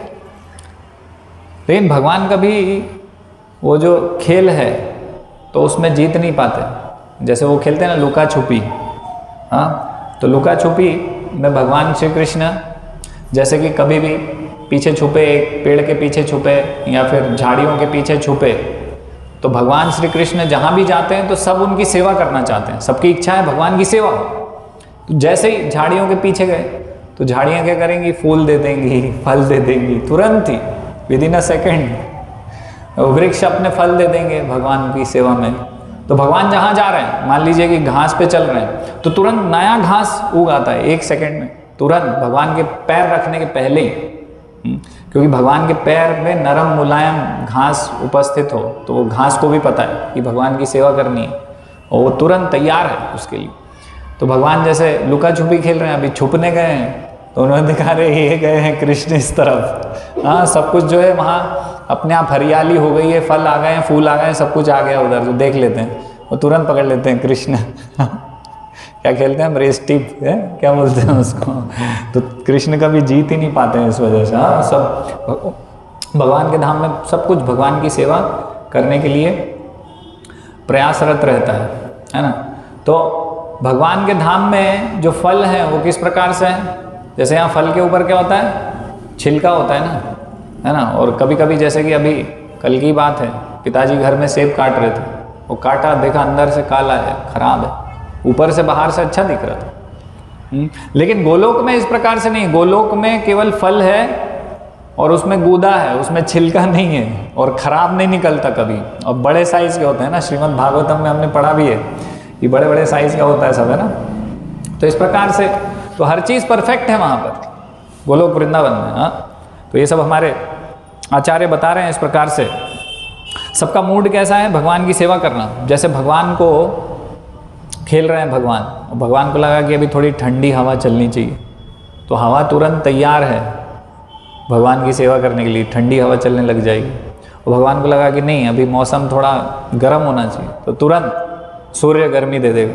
बस सूर्य वहाँ ना तद्भाष्य, तो सूर्य की आवश्यकता नहीं है, लेकिन ये लीला में भगवान की इस प्रकार से होता है कि सब कुछ भगवान की सेवा के लिए तत्पर है। हाँ, तो पूरा वातावरण अपने आप कैसा हो जाता है, भगवान की इच्छा से बदलता रहता है। सब कुछ भगवान की सेवा सेवा सेवा, हाँ, सेवा के लिए चल रहा है सब कुछ। तो वहाँ पर जो चिड़ियाएँ हैं वो मधुर संगीत गा रही हैं इस प्रकार से। तो जैसे एक भक्त बोल रहे थे कि इतना सब कुछ है वहाँ पर, इतने फल इतने अच्छे प्रकार के होते हैं, तो उनको फल अच्छे लगते थे। तो उन्होंने कहा कम से कम इस कारण के लिए तो गोलोक जाने के लिए विचार करना चाहिए हमको कि वहाँ, हालांकि ये शुद्ध भक्ति नहीं है, मिश्रित भक्ति है, लेकिन उनका विचार था कि कम से कम इस कारण के लिए तो गोलोक जाना चाहिए। खराब नहीं होते वहाँ फल, उनमें छिलका नहीं होता इस प्रकार से। हाँ, और वहाँ की जो गाय हैं वो गाय असीमित दूध देती है ना। भगवान की एक बार बांसुरी सुनी और जो दूध देना चालू किया और फिर अनलिमिटेड, है ना। और उसी दूध के कारण क्या हो रहा है, ये जो गोलोक के आसपास है एक महासागर बन गया है।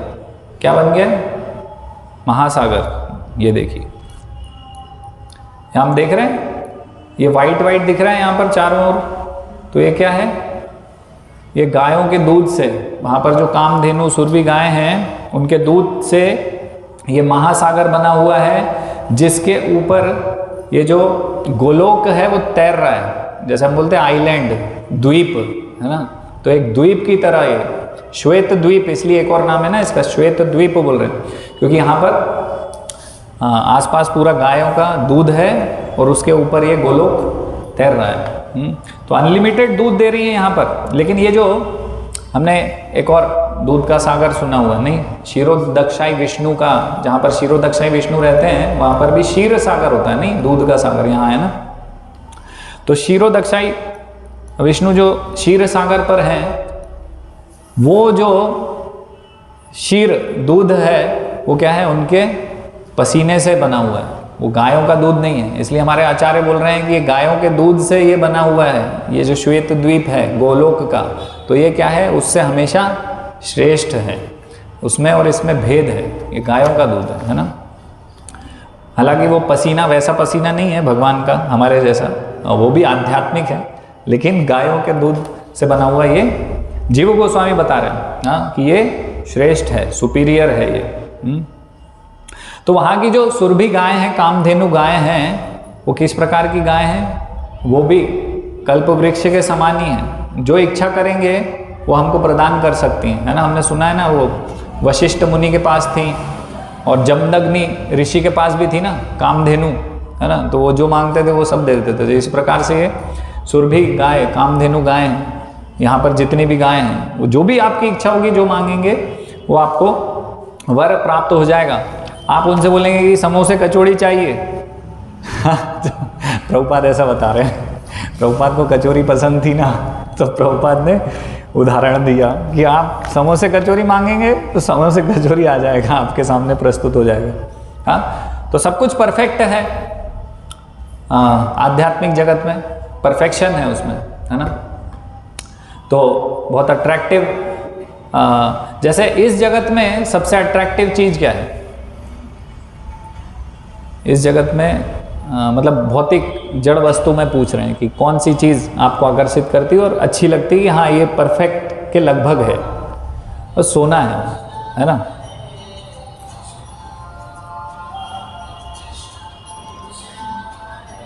लेकिन जो आध्यात्मिक जगत में सोना है उसमें एक एडिशनल चीज़ है, उसमें एक और चीज़ जुड़ी हुई है कि उसमें क्या है, आपने नेकलेस पहना हुआ है सोने का तो उसमें से खुशबू आएगी, है ना। तो हर चीज़ परफेक्ट है वहाँ पर, फ्रेग्रेंस है उसमें। और ये जो जगत है ये क्या है? विकृत प्रतिबिंब है आध्यात्मिक जगत का।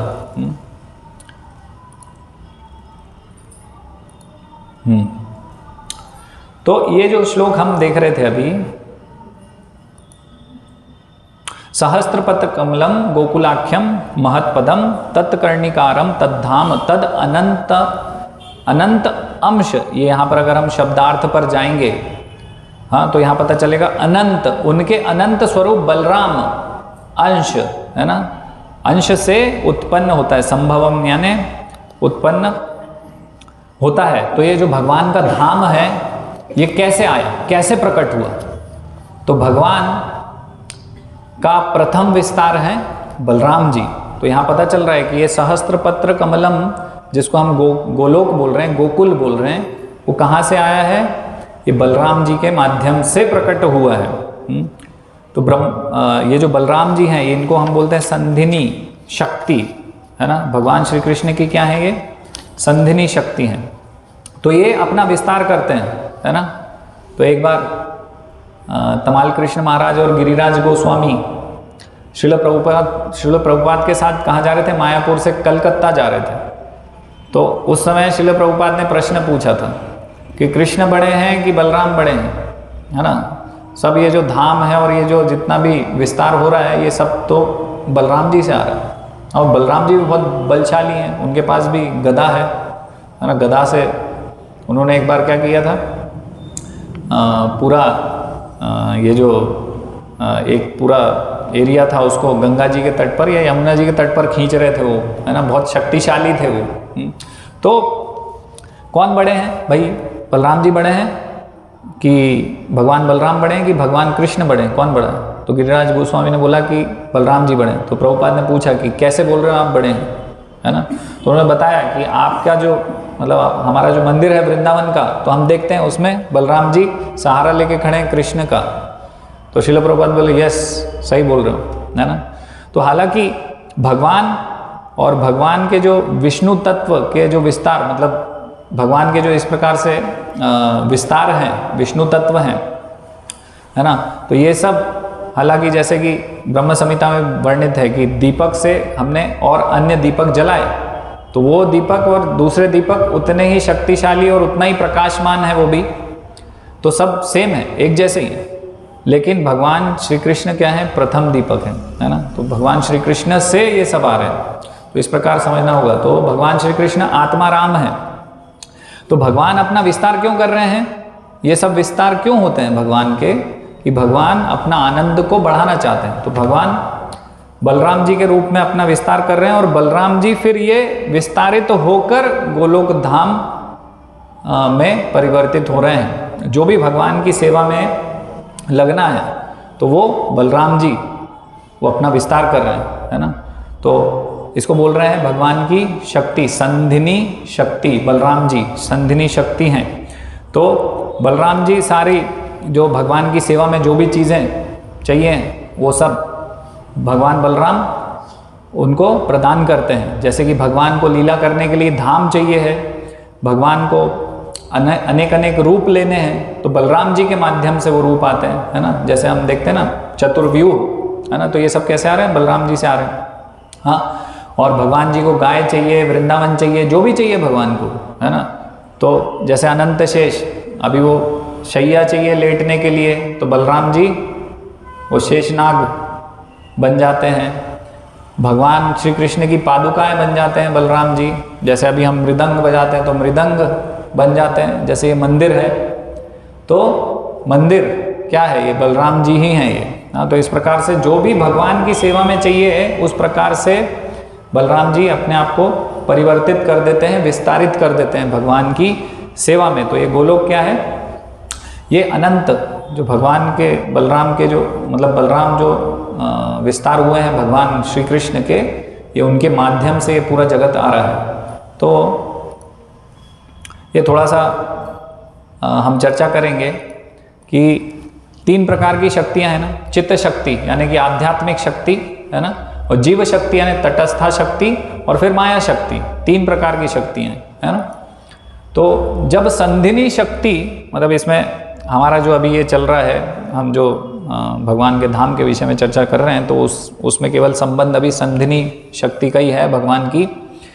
संधिनी शक्ति यानी कि सत, एक प्रकार से इसको संधिनी, संवित और ह्लादिनी को ऐसे देख सकते हैं हम। सत चित्त आनंद, है ना, हम बोलते हैं ना भगवान की सत चित्त आनंद, भगवान हमेशा सच्चित आनंद है। तो संधिनी यानी सत, है ना। तो संधिनी शक्ति जब चित्त शक्ति जो आध्यात्मिक शक्ति से मिलती है, तो इनका जब कॉम्बिनेशन होता है तो ये फिर आध्यात्मिक जगत प्रकट होते हैं। भगवान के अलग अलग रूप प्रकट होते हैं, भगवान के गुण नाम, है ना, भगवान की लीलाएं प्रकट होती हैं, है ना, भगवान की संधिनी शक्ति और ये चित्त शक्ति के कॉम्बिनेशन से। और फिर संधिनी शक्ति और जीव शक्ति जब इनका कॉम्बिनेशन होता है तो फिर क्या होता है? जीव के लिए जीव प्रकट होते हैं, जीव का अस्तित्व आता है, जीव के लिए जो चीज़ें चाहिए वो सब प्रकट होती हैं। फिर जब ये संधिनी शक्ति माया शक्ति के साथ इसका कॉम्बिनेशन होता है तो फिर ये जो भौतिक जगत है ना, इसकी क्रियाएं, गुण, ये सब यहाँ पर ये प्रकट होता है ना। तो संधिनी शक्ति ये सब चित्त शक्ति, जीव शक्ति और माया शक्ति के साथ ये सब प्रकट करती हैं, है ना। बाकी सब अभी हमारा आउट ऑफ कोर्स है।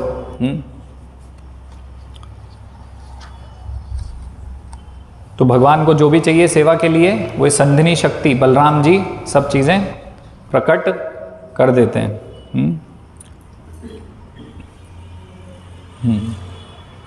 तो हम देखते हैं कि जो बलराम जी हैं,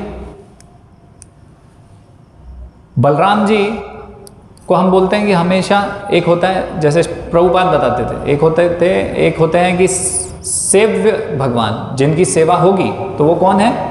कृष्ण है। और दूसरे कौन है? सेवक भगवान, तो वो कौन है? बलराम जी हैं, है ना। तो अभी देखते हैं हम, लेकिन श्रीमद् भागवतम हम पढ़ेंगे तो श्रीमद् भागवतम में बता रहे हैं कि जो बलराम जी हैं वो वारुणी पी रहे हैं, हाँ, और एकदम मदमस्त हाथी की तरह हो गए हैं, और उनकी भी गोपियां हैं और वो भी रास कर रहे हैं, है ना। इस प्रकार से प्रमत्त हाथी की तरह, इस प्रकार से वर्णन है शास्त्रों में, है ना, श्रीमद् भागवतम में। अभी एक वीडियो भी आया था मुरारी बापू का, तो वो कुछ टीका टिप्पणी करने लग गए थे उस लीला के ऊपर बिना जाने कुछ भी, हाँ, तो बहुत उनका फिर विरोध हुआ था। तो हम देख रहे हैं कि वो सेवक भगवान है, लेकिन सेवक भगवान है तो फिर ये ऐसा कैसे कर रहे हैं? फिर उनको नहीं करना चाहिए बलराम जी को ऐसा, है ना, कि वो वारुणी पी रहे हैं और मदमस्त होके रास लीला कर रहे हैं, ये सब कर रहे हैं, तो नहीं करना चाहिए। तो उसका कारण क्या है? हाँ, कारण क्या हो सकता है? वो तो सेवक भगवान है, तो कारण ये है कि वो भगवान को प्रसन्न देखना चाहते हैं, श्री कृष्ण को प्रसन्न देखना चाहते हैं। तो भगवान श्री कृष्ण ऐसा देखना चाहते हैं बलराम जी को, हाँ, इस रूप में देखना चाहते हैं। तो भगवान कृष्ण को प्रसन्न करने के लिए ये सब लीला कर रहे हैं बलराम जी।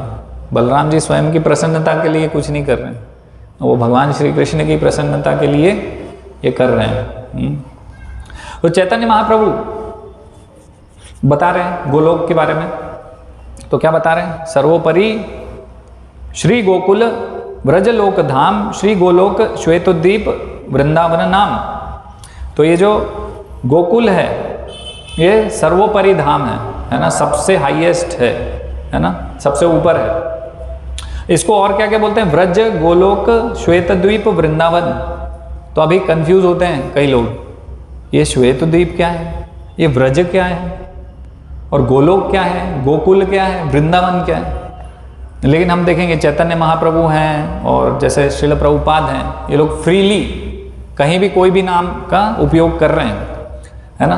तो गोकुल भी वही है, गोलोक भी वही है, वृंदावन भी वही है, व्रजभूमि भी वही है ना, वो एक ही है, गोलोक ही है।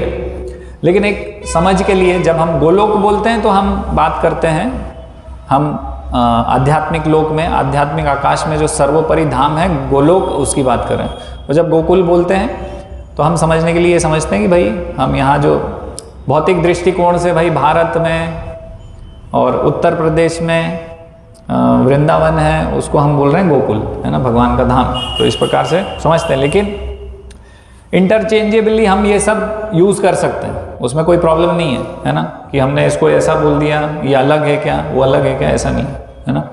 तो ये सब एक ही है ना। तो जीव गोस्वामी बता रहे हैं कि जीव गोस्वामी अपने टीकाओं में बता रहे हैं, कमेंट्री में बता रहे हैं कि इनमें कोई अंतर नहीं है ना। कोई अंतर एक है कि एक ऊपर है और एक नीचे है यहाँ पर बाकी कोई अंतर नहीं है, एक ही है ना। तो जीव गोस्वामी और श्वेत द्वीप जो शब्द यूज हुआ है तो उसका अर्थ बता रहे हैं। श्वेत द्वीप यानी कि श्वेत क्या है? गायों का दूध है और उससे बना हुआ द्वीप है, तो श्वेत द्वीप। तो वही गोकुल गोलोक का नाम श्वेत द्वीप भी है ना।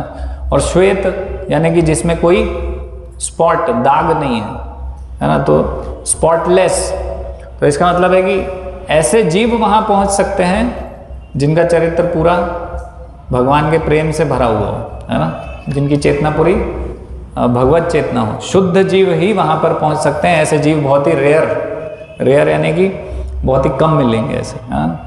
तो ये श्वेत द्वीप का एक अर्थ ये भी बता रहे हैं कि ये द्वीप जहाँ पर पहुँचा जाना थोड़ा कठिन है और बहुत ही सिलेक्टेड लोग, स्पॉटलेस लोग पहुँचते हैं। श्वेत यानी सफ़ेद, वाइट कॉलर बोलते ना हम ऐसे लोग ही पहुँच सकते हैं। ओके। और भक्ति विनोद ठाकुर बता रहे हैं कि नवद्वीप जहाँ पर चैतन्य महाप्रभु की लीलाएं चल रही हैं वो भी श्वेत द्वीप कहते हैं उसको। तो अगर हम गोलोक वृंदावन गोलोक का चार्ट देखेंगे तो यहाँ पर हम देख सकते हैं बाहर ये श्वेत द्वीप है, यहाँ पर देखेंगे तो चैतन्य महाप्रभु की पूरी यहाँ पर लीलाएं चल रही बाहर, तो इसको भी श्वेत द्वीप बता रहे हैं श्रील भक्ति विनोद ठाकुर, है ना।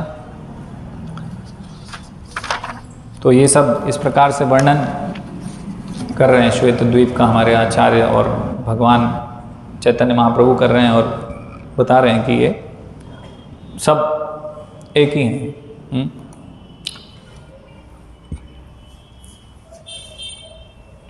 ओके।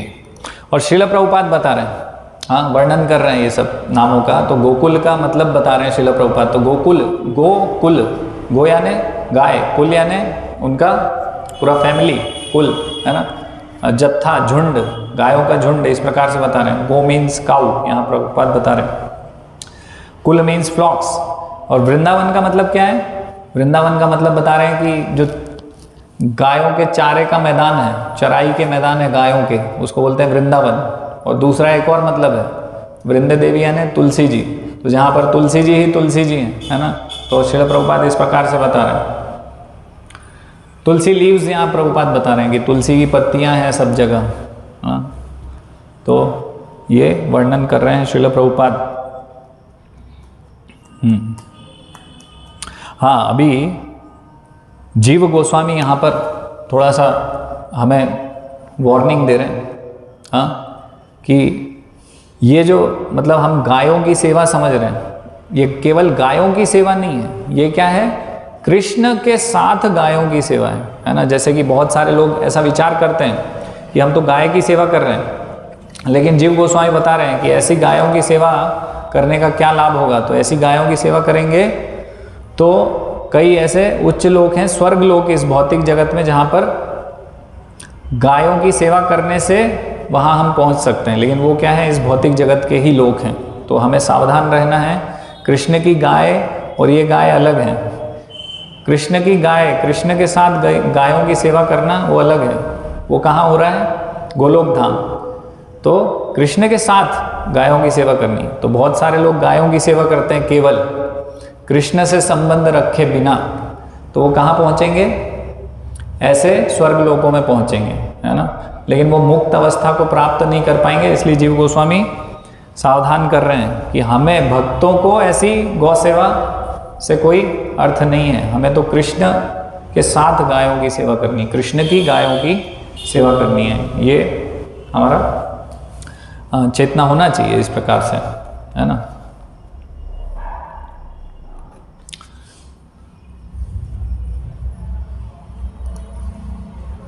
समय है अभी,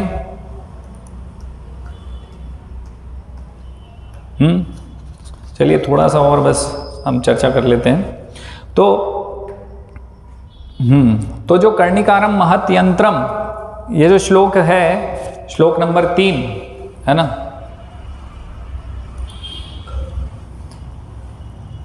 तो इससे हमें क्या पता चल रहा है, इससे हमें पता चल रहा है कि यंत्र के समान है भगवान का धाम। कैसा है, यंत्र, आपने देखे होंगे यंत्र, श्री यंत्र और ये सब देखें। तो कर्णिकारम महत यंत्रम, यंत्र है षटकोणम वज्र कीलकम, षटकोण, षटकोण है ना। तो एक होता है त्रिकोण और दूसरा होता है षटकोण। तो यहाँ देखेंगे हम तो किस प्रकार से दिख रहा है, ये बीच में ये एक त्रिकोण है और ये एक त्रिकोण है, तो ये क्या हो गया, षटकोण हो गया। तो ये यंत्र के समान है भगवान का धाम, षटकोण। हाँ, तो ये 2 डायमेंशनल, द्विआयामी ये चित्र है यंत्र का, है ना। तो ये धाम का द्विआयामी चित्र है। तो जैसे हम देखेंगे कि जहाँ भी यज्ञ होते हैं, है ना, तो इस्कॉन में यज्ञ होते हैं, तो सबसे पहले क्या करते हैं, इसी प्रकार से ये यंत्र बनाते हैं, है ना। तो ये यंत्र बनाते हैं यानी कि भगवान का धाम को वहाँ प्रस्तुत करते हैं, ताकि हम जो भी ऑफरिंग्स कर रहे हैं वो सीधे भगवान तक पहुँच सकें, भगवान तक। तो ऐसे हम देखेंगे मंदिरों में भी होता है, यंत्र रखे रहते हैं ये, है ना। तो ये यंत्र कैसा है, गोलोक का यंत्र है ये। तो षटकोणम, षटकोण है ये यंत्र। तो यंत्र क्या होता है, यंत्र के अंदर ऐसे ही ये 6 षटकोण होगा और उसके अंदर कुछ मंत्र लिखा होगा, है ना। तो इसमें भी गोपाल गायत्री मंत्र लिखा है। जैसे अगर हम देखेंगे यहाँ पर, तो यहाँ पर देख रहे हैं हम, क्लीम कृष्णाय गोविंदाय गोपीजन वल्लभाय स्वाहा, है ना। तो ये जो मंत्र है और मंत्र के साथ साथ ये जो यंत्र है, ये स्वयं ही राधा कृष्ण है। तो अगर हम यहाँ राधा कृष्ण की फोटो नहीं भी बनाते तो भी ये यंत्र की अगर पूजा कर रहे हैं, तो ये यंत्र की पूजा वास्तव में ये किसकी पूजा होगी, राधा रानी की और कृष्ण की पूजा होगी, है ना। तो ये यंत्र रिप्रेजेंट कर रहा है राधा रानी को और भगवान श्री कृष्ण को। तो लेकिन ये यहाँ पर बीच में केंद्र में राधा रानी और कृष्ण को यहाँ पर दिखाया हुआ है। वो इसलिए दिखाया हुआ है कि श्रील प्रभुपाद ने जब यहाँ से वो अमेरिका जा रहे थे, तो उसके पहले श्रीमद् भागवतम का कवर प्रिंट कराया था। तो कवर में उन्होंने क्लियरली केंद्र में बताने के लिए, क्योंकि जनरली तो लोग इस प्रकार से समझेंगे नहीं, तो राधा कृष्ण उन्होंने बनाए थे। तो यहाँ हमने इस प्रकार से भक्तों ने भी राधा कृष्ण को रखा हुआ है कि केंद्र में हम समझें कि यहाँ पर बीच में राधा कृष्ण है ना। तो यंत्र में वैसे आवश्यकता नहीं है, यंत्र अपने आप में पूर्ण है, वो राधा कृष्ण ही है और उसकी पूजा होगी तो राधा कृष्ण की पूजा होगी। तो यज्ञ वेदी जब बनाते हैं, जैसे जो यज्ञ करते हैं ब्राह्मण दीक्षित भक्त, तो वो जानते हैं कि हम पहले ये यंत्र को वहाँ बनाते हैं जहाँ यज्ञ वेदी होती है, वहाँ पर बीच में यज्ञ कुंड के यहाँ पर। कई मंदिरों में ऐसा होता है। तो ये जो यहाँ पर लिखा हुआ है बीच में, ये क्या है? गोपाल गायत्री मंत्र है ना, जो ब्रह्मा जी, हम बोल रहे थे ना कि ब्रह्मा जी ने गोपाल गायत्री मंत्र बोला, तो ये क्लीम कृष्णाय गोविंदाय गोपीजन वल्लभाय स्वाहा, तो ये कौन बोलते हैं? ये ब्रह्मा जी, यहाँ के जो सत्यलोक, ये जो भौतिक जगत का सत्यलोक है, वहाँ इसका उच्चारण करते हैं, है ना। तो ये जो भौतिक जगत है,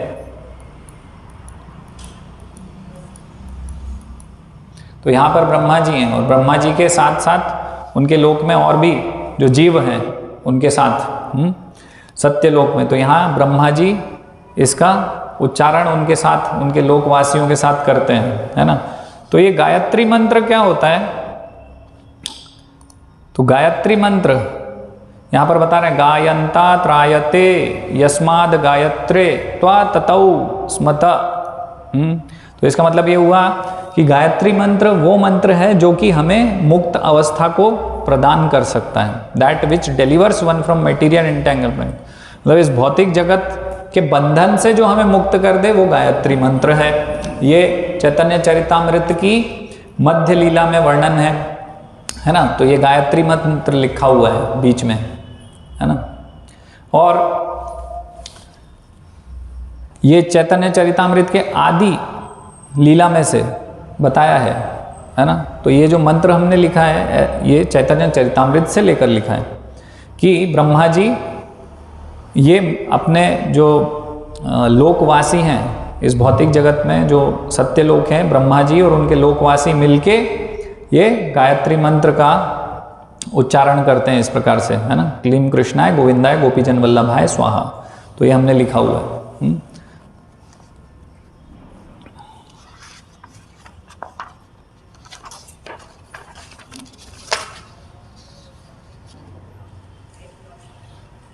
और यहाँ पर साथ में जैसे कि कल्प वृक्ष हैं, तो यहाँ पर एक कल्प वृक्ष बनाया हुआ है, तो अनेक अनेक कल्प वृक्ष हैं पूरे गोलोक वृंदावन में, है ना। और गाय बनाई हुई है, राधा कृष्ण बीच में है, और माधुर्य रस सेंटर में है ना। कल हम चर्चा करेंगे, अलग अलग रस हैं, तो अलग अलग जो स्तर पर मतलब जो ये जो लोटस फ्लावर है, ये जो कमल का पुष्प है, उसके अलग अलग पत्तियों में अलग अलग रस का वर्णन है। तो कैसे वो हो रहा है वो हम कल चर्चा करेंगे, लेकिन यहाँ पर सेंटर में कृष्ण है, राधा कृष्ण है, और उनका जो माधुर्य रस है वो केंद्र में है, माधुर्य रस, है ना। और साथ में जो भी वृंदावन है और ये सब जो चीज़ें हैं वो सब यहाँ पर बताने के लिए कल्प वृक्ष बनाया हुआ है, गाय बनाई हुई है, राधा कृष्ण बनाए हुए हैं। तो एग्जैक्टली ऐसा नहीं है ना। वैसे तो नंदगांव है, और नंदगांव में भगवान का घर है, नंद बाबा का, है ना, यशोदा मैया का, जहाँ वो रह रहे हैं। तो लेकिन फिर भी उसका कुछ फीलिंग देने के लिए यहाँ पर ये बनाया हुआ है। तो यंत्र रूप में है ये। ओके, ठीक है, हरे कृष्णा। तो आज शुरुआत थी, तो आज हमने शुरू किया है। बाकी सब तो थोड़ा सा एक ओवरव्यू था धाम के बारे में। कल हम फिर चर्चा करेंगे आगे की चीज़ें, है ना। जैसे अलग अलग रस हैं, तो किस प्रकार से यहाँ पर अलग अलग रस में भगवान की सेवा चल रही है। हमारे आचार्य कहाँ पर हैं, है ना, उनकी पोजीशन क्या है, ये गोलोक में कहाँ पर हैं, वो चर्चा करेंगे। फिर द्वारिका है, मथुरा है, ये सब यहीं पर उपस्थित हैं। द्वारिका, मथुरा, जगन्नाथपुरी, है ना। और इसके आसपास फिर जो चतुर्व्यूह हैं वो उपस्थित हैं, है ना। तो वो सब हम चर्चा करेंगे, कल से शुरू करेंगे उसको। हरे कृष्णा। किसी का कोई प्रश्न है इसमें?